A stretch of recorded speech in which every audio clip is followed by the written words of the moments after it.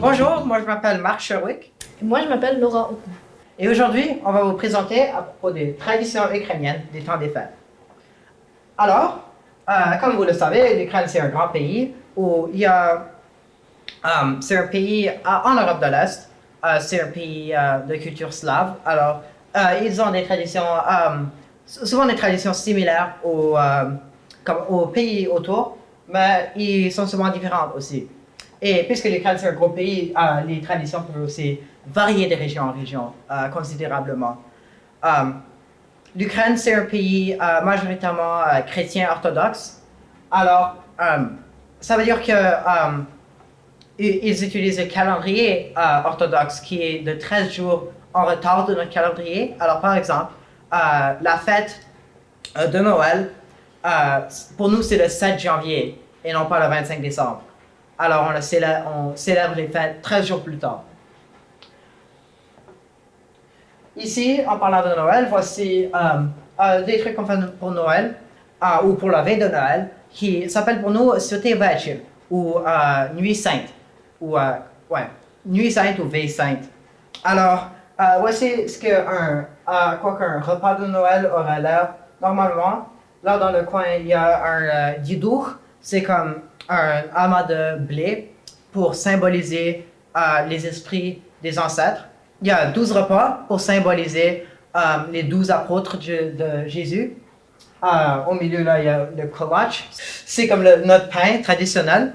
Et il y a mon plat préféré aussi qui s'appelle le kutia. C'est comme une sorte de gruau fait à partir des graines de blé, des graines de pavot, du miel et des noix. Avant qu'on puisse commencer le reste du repas, il faut prendre une cuillerée de kutia et le lancer sur le plafond, qui est intéressant à voir. Là, c'est comme des gens qui vont de maison en maison chanter des kolядки ou des chansons de Noël. Ça, c'est comme après qu'ils finissent leur repas, ils vont aller de maison en maison. Souvent, les enfants vont y aller et recevoir de l'argent en retour, un peu comme pour l'Halloween ici, ils vont recevoir des bonbons. Là, ils vont leur donner de l'argent. Et ils vont souvent prendre des étoiles, comme ça, ou comme ça, avec eux. Une autre chose qu'on a fait pour Noël, on a ceci. Oui. En fait, ça doit ressembler à un araignée. En fait, si tu te sens fâché ou stressé, tu souffles dessus, ça tourne et ça prend tout en négative énergie.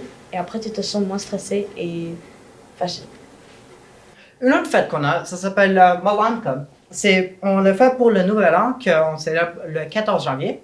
Oui, et en fait, les gens s'habillent différemment. Par exemple, si tu es une jeune femme, tu dois t'habiller en vieil homme. Et si tu es un jeune homme, tu dois t'habiller en vieille femme. Et genre, ouais, les gens s'habillent différemment des costumes et vont de maison en maison en souhaitant la bonne chose à tout le monde. Ils peuvent aussi souvent s'habiller comme en animaux aussi. Comme tu vois, comme là, ils portent des masques. Là, tu vois, c'est une vieille femme, c'est probablement un jeune homme avec un masque de vieille femme. Et c'est supposé être comme un événement humoristique où encore les gens vont de maison en maison et comme souhaiter de la bonne chance à tout le monde et ils vont prendre 6 sortes d'étoiles avec eux. Les autres choses qu'on a ici sur la table. Ici, c'est une vyshyvanka, c'est un habit traditionnel qu'on a. Veux-tu expliquer? Oui, en fait, chacun il porte sa couleur. Par exemple, les femmes, d'habitude, ils portent le rouge. Et les hommes, ils portent le bleu. Mais maintenant, on les mélange, chacun porte ce qu'il veut. Et ils peuvent varier de comme, si c'est un homme, une femme qui le porte, ou si c'est porté par comme de région en région. Et aussi comme l'événement pour lequel, si c'est une vyshyvanka de funérailles, ça va pas avoir l'air le même que comme une vyshyvanka de mariage. Si c'est une vyshyvanka de Pâques, ça va pas être le même qu'une vyshyvanka de Noël, ou si c'est juste une vyshyvanka que comme on porte comme de jour en jour, ça va avoir l'air différent de tout ça. Alors, il y a des experts qui peuvent regarder une vyshyvanka, se dire comme de quelle région et des fois même de quel village la vyshyvanka se trouve et a été faite, et des fois pour quel événement c'est fait. Moi, je suis pas comme ça, alors je peux pas vous dire. Mais ici, il y a comme des colliers.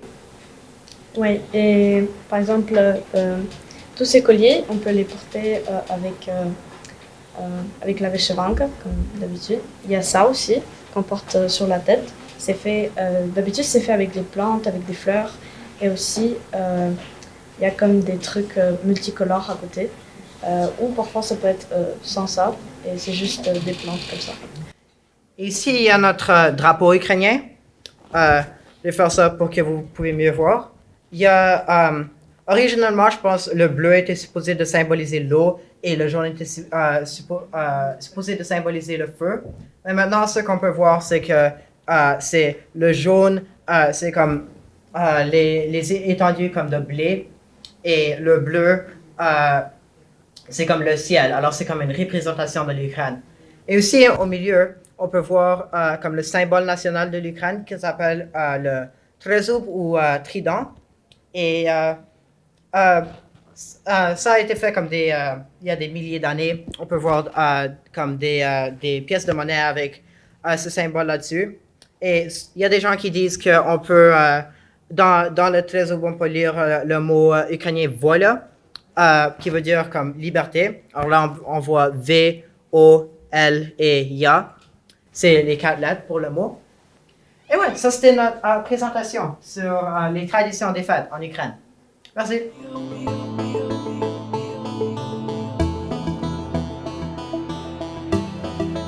Bonjour tout le monde, aujourd'hui je vais vous présenter la pétanque qui vient... Alors, introduction. La pétanque vient de la France. La France est un pays situé en Europe et la pétanque est donc essentiellement un jeu constitué de balles. Les balles sont généralement en métal, mais on a un exemple ici de balles. Ce sont comme des balles en bois. Et on peut quand même jouer avec. Normalement, le jeu est normalement joué dans un terrain un peu comme sur du sable, mais ça fait un peu un désordre, alors on a pris du gazon. Bref, un peu de géographie maintenant. Le jeu de la pétanque a été créé au sud de la France, quelque part je crois à Lyon, au sud de la France en 1907. Maintenant, je vais demander à un volontaire pour jouer avec moi, pour avoir une démonstration de à quoi ressemble le jeu de la pétanque. Merci. Choisis tes boules. Je prends les boules vertes. Ok. Vas-y. Surtout pendant qu'on...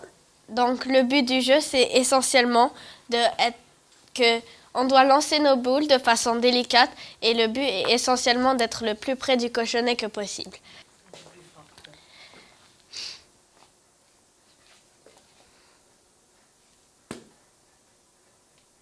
Ok, on peut faire avec. Donc, après avoir lancé le cochonnet, ce sera, au lieu d'un tour de rôle, comme on le fait dans la majorité des jeux, ce sera plus celui qui a lancé le cochonnet en premier qui va aller en prochain. Donc, j'y vais. Il faut surtout comme la façon de lancer aussi, c'est pas comme ça, comme c'est pas du basketball. Donc, c'est plus, on voit le bowling.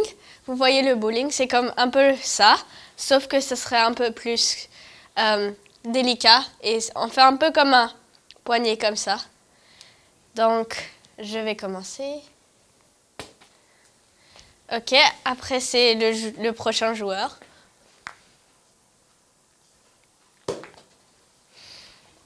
Donc, cette fois, ce ne sera pas à mon tour, parce qu'on ne fait pas un tour de rôle, comme j'avais dit précédent. C'est la boule qui est la plus loin, ça veut dire la boule verte, qui joue en prochain.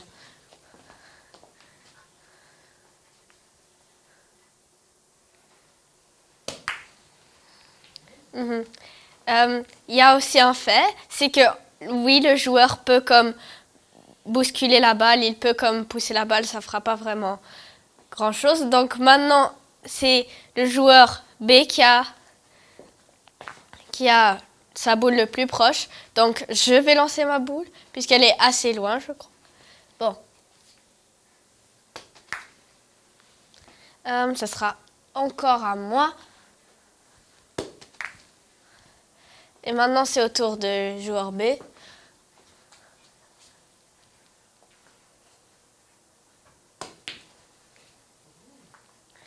Et là, normalement, celui qui aurait le point, ce serait celui qui a ses balles le plus proche, ça veut dire le joueur avec les boules vertes. Et il aurait gagné un point. Mais si on a fait comme une mise en scène de, par exemple, ça, ces 2 boules sont proches, ça serait 2 points, puisque ces 2 boules sont proches. Donc, il gagnera des points. Et le jeu continuera jusqu'à ce que le joueur atteigne les 13 points. Tu peux y aller maintenant. On va faire parler des faits intéressants. Donc, le jeu a été très populaire en France. C'est comme surtout au sud de la France. Parce que, fait intéressant, il a été créé à Lyon. Et aussi, le jeu a été aussi joué en 1907, donc c'est un jeu qui date pas d'hier.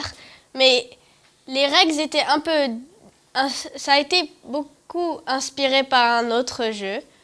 Et on peut voir que le jeu ressemble un peu à d'autres jeux, comme des jeux communs.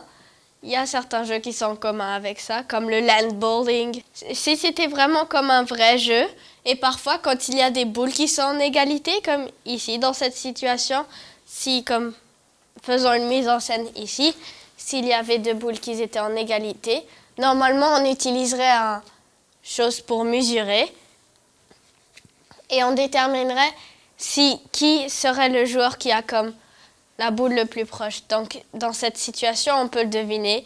C'est celle-là qui est la plus proche. Et donc, mais si c'était comme un peu plus serré, ce serait comme on devrait voir au millimètre près. Donc, c'est important. Je pense que c'est tout ce que j'avais à dire. Merci beaucoup et j'ai hâte de voir vos présentations. Ok, bonjour tout le monde. Je m'appelle Daniel et aujourd'hui, je vais vous présenter l'île de la Réunion.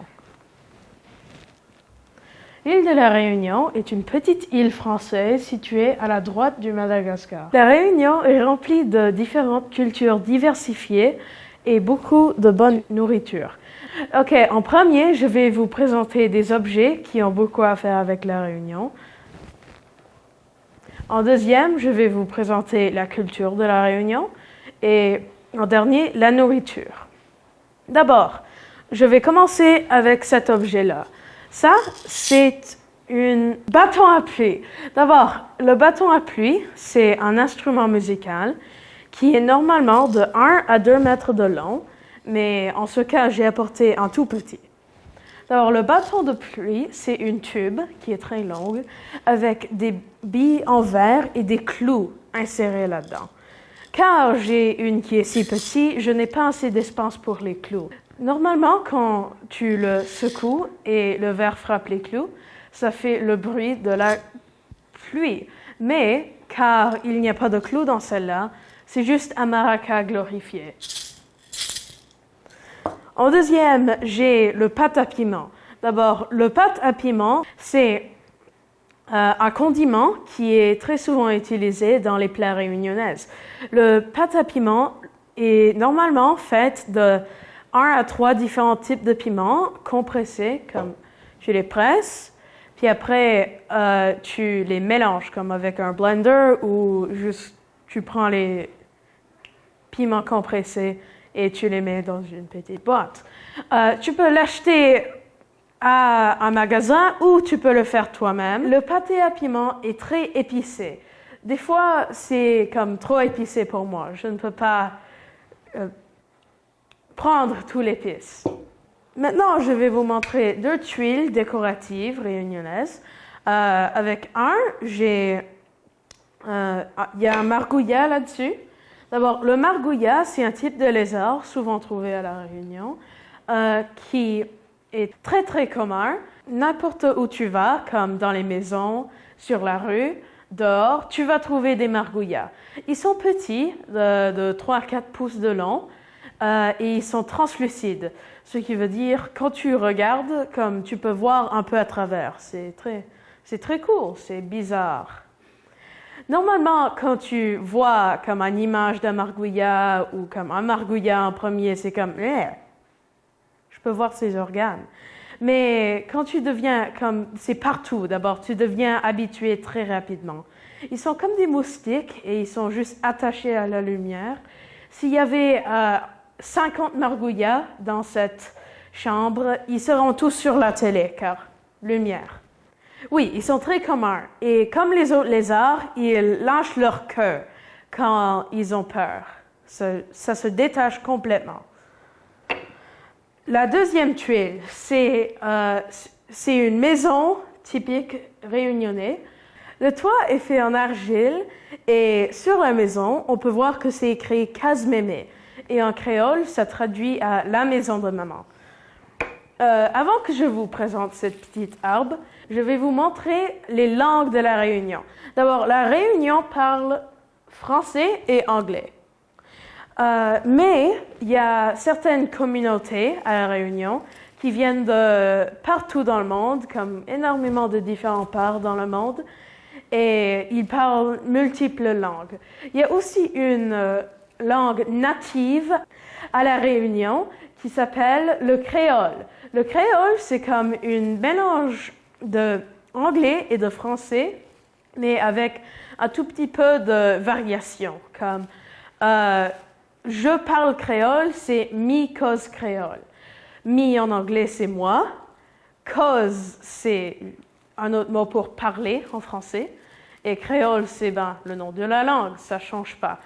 D'abord, maintenant, je vais vous présenter le petit arbre. D'abord, cette petite figurine est en train de se faire, comme c'est en train de se détruire, mais normalement, c'est très pristine et c'est fait en paille. D'abord, comme tout ça que tu vois en train de tomber de l'arbre, c'est de la paille et ça sent un peu comme l'île de la Réunion. L'intérieur, c'est fait de bois, comme de petits morceaux de bois compressés ensemble pour faire une base très flexible, mais en même temps très durable. Ici, j'ai fait un peu d'art. Je ne suis pas comme Picasso, mais j'ai essayé de mon mieux. On a comme l'océan, une vague, une note de musique, du carré non spécifié. Ça, c'est le carré, comme ceci. Le soleil, la Réunion, une variation du bâton de pluie, mais c'est sans les clous, c'est juste. Des palmiers, un arc-en-ciel, un volcan et une vague. Il y a beaucoup de volcans à La Réunion. C'est très surprenant le nombre de volcans. Il y en a comme 5. D'abord, les volcans, il y en a seulement une qui est active. Je crois que la dernière fois que ça a vraiment explosé, c'est comme il y a 20 ou 30 ans. D'abord, ce n'est pas si actif, mais on peut le considérer comme plus actif que ceux qui n'ont pas érupté pour des centaines d'années. D'accord. Ici, on a le drapeau de la Réunion, avec 3 différentes couleurs, bleu, rouge et jaune. D'abord, le rouge, ça représente le piton de la Fournaise, une des volcans le plus grands de la Réunion. Le bleu représente l'océan et le ciel, et le jaune représente le lever du soleil et la lumière. Et finalement, je vais vous présenter la nourriture. D'abord, on a les bouchons. C'est un peu comme les bouchons que tu commanderais avec ta nourriture asiatique, mais au lieu d'être utilisés comme un appetizer, ils sont soit un ingrédient ou une collation. D'abord, pour faire un sandwich bouchon, tu coupes une baguette comme environ à moitié, mais tu ne le coupes pas jusqu'au fond. Tu fais comme un quart d'une.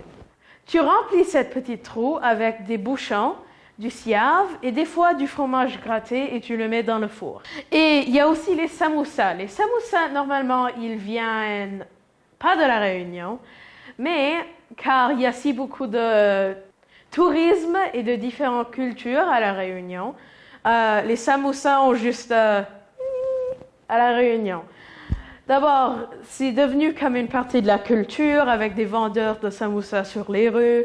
C'est vraiment un très bon emploi, vendeur de samoussas. Comme, ils font une chose, ils le vendent comme à un prix qui n'est pas très cher.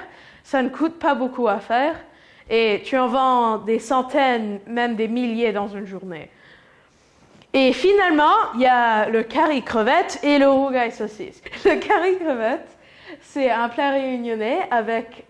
c'est de la viande dans une sauce avec du riz qui est normalement servi soit tout seul ou avec de la salade. Et les rougails, c'est plus comme servi avec des légumes comme mélangés dedans. Au lieu de juste dans la sauce, c'est vraiment comme des petits morceaux de tout. Des fois, tu peux même mélanger les deux et faire comme un curry saucisse et crevettes ou un rougail crevettes et saucisse. Pour conclure, la Réunion est un petit endroit très diversifié dans sa culture et si vous pouvez en rendre visite, je le recommande. Merci. Bonjour. Aujourd'hui, je vais parler de l'Australie.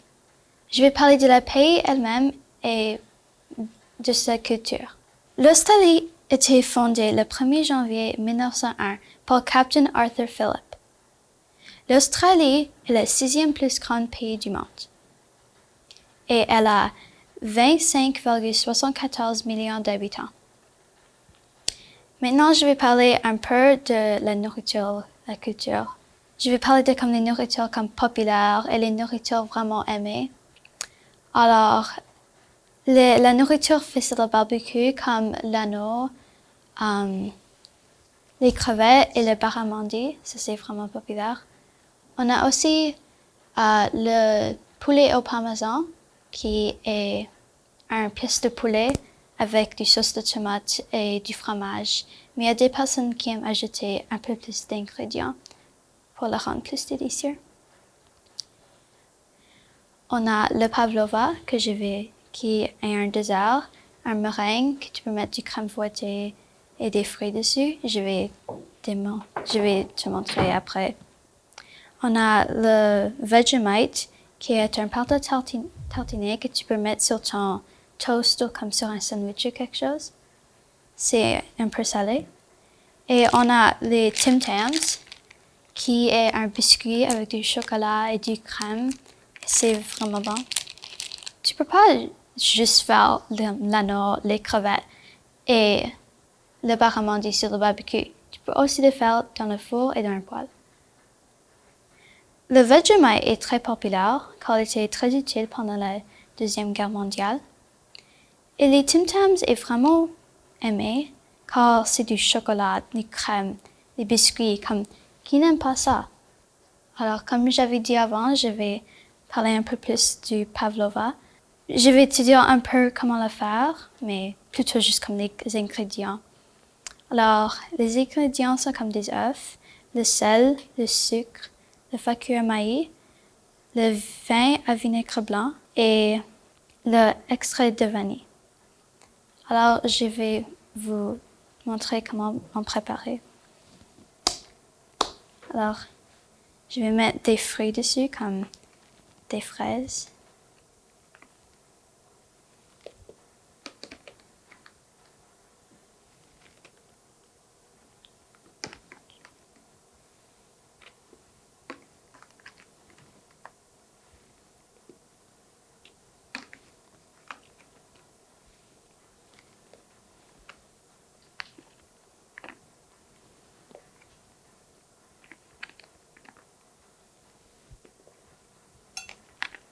On a aussi la crème fouettée ici que je vais mettre dessus.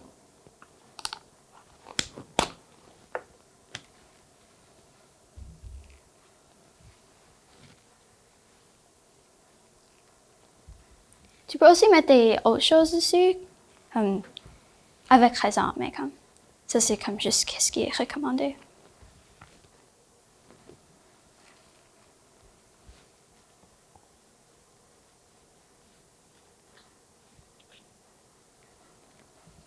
Un peu plus de fruits.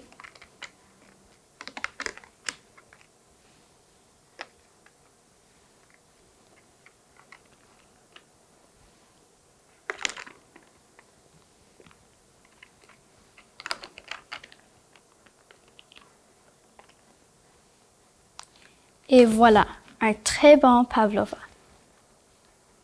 Alors, merci beaucoup d'écouter ma présentation. J'espère que tu as appris quelque chose sur l'Australie. Merci.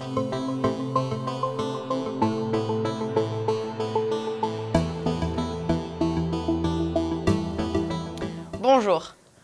Aujourd'hui, je vais vous présenter la Suisse, un pays de l'Europe centrale.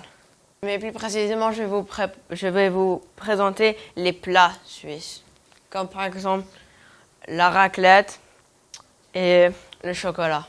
La Suisse est un pays qui parle, on parle 3 langues. Il y a la Suisse, la partie de la Suisse là on parle en français. Il y a la partie de la Suisse là on parle en allemand. Et il y a la partie de la Suisse là on parle en Italie.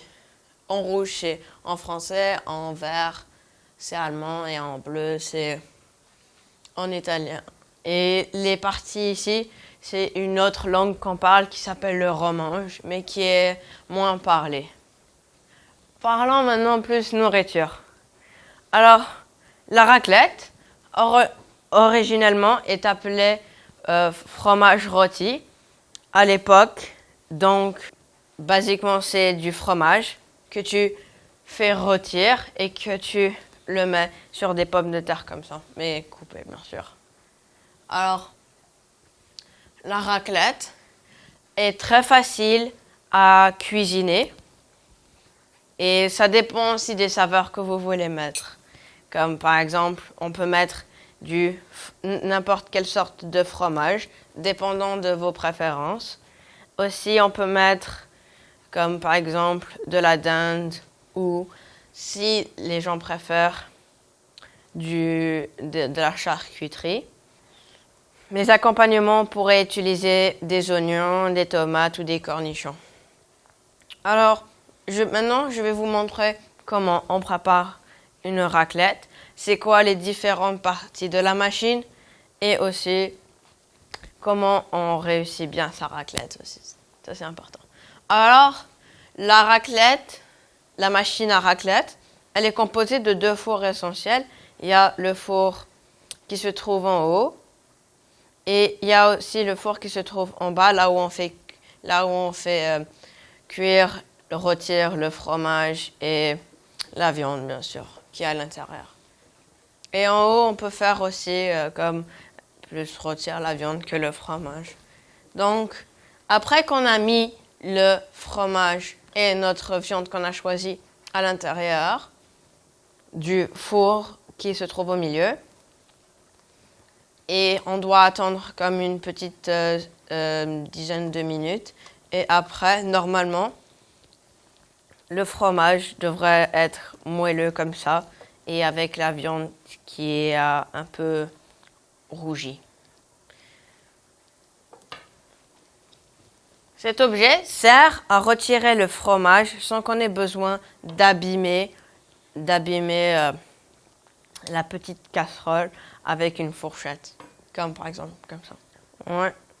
Et après que vous avez fini de mettre votre fromage et votre viande dans l'assiette, vous pouvez remettre la petite casserole à l'intérieur comme ça. Et ça, vous pouvez le mettre aussi là. Et maintenant, parlons assaisonnement. Ça dépend des choix. Moi, personnellement, je n'aime pas trop les cornichons, donc je ne vais pas vraiment en mettre. Il y a des gens qui préfèrent mettre des tomates, les cornichons et les oignons. Aussi, on peut mettre plus comme des cornichons, des concombres, pardon. Et comme par exemple, moi, je vais mettre quelques tomates sur ma raclette. Alors la raclette, c'est un excellent plat qu'on partage en famille et en hiver. La raclette est vraiment appréciée par les Français et c'est eux qui ont inventé ou créé la machine à raclette pour les Suisses pour que la raclette soit de meilleure qualité, de meilleur goût. Comme ça. Bien sûr, avec une pince, ce serait plus utile que des fourchettes. Voilà. Et ouais, comme je l'ai dit, la raclette, c'est un plat qu'on déguste entre amis, entre familles. Entre amis, entre familles et entre les amis, c'est bien. Ouais. Et un fait intéressant, plus de 34 000 tonnes de fromage ont été vendues de la Suisse en France en 2003. Ouais. Après le plat, passons au dessert. Alors, le chocolat suisse est connu mondialement pour sa qualité et son goût raffiné. Vous en connaissez peut-être quelques-uns comme Lindt, qui est connu à travers le monde, mais ces sucreries, à l'origine, n'étaient pas aussi délicieux que maintenant. À l'époque, c'était un breuvage très amer de cacao et d'eau bouillante qui était majoritairement apprécié par les riches. Mais au fil des années, en 1853, ils ont amélioré le goût du chocolat suisse pour qu'il soit plus sucré et plus accessible à la population moyenne et que ça ne sera pas que uniquement pour les riches. Alors, des exemples comme compagnie très célèbre de chocolat, des chocolateries très connues, comme on a Lindt, qui est connu mondialement pour ses bons chocolats. Nous avons aussi Toblerone, qui est un chocolat qui un peu représente la Suisse, parce que la Suisse, c'est aussi un pays très montagneux. Et ouais, c'est un pays très montagneux, donc c'est pour ça le Toblerone a une forme un peu triangulaire pour représenter ces montagnes. La Suisse est devenue un pays très rival pour son chocolat, avec comme aussi des grands pays chocolatiers comme la Belgique et l'Allemagne, qui sont aussi très connus pour leur bon chocolat. Et la Suisse est aussi l'un des meilleurs en Europe pour son chocolat. Donc, je vous recommanderais d'avoir une bonne raclette entre amis pendant l'hiver, car c'est un très bon plat qu'on partage en famille et en hiver. Bien sûr, ça dépend aussi de la quantité. Vous pouvez avoir plein de sortes de variétés de raclette. Et je vous souhaite un bon appétit.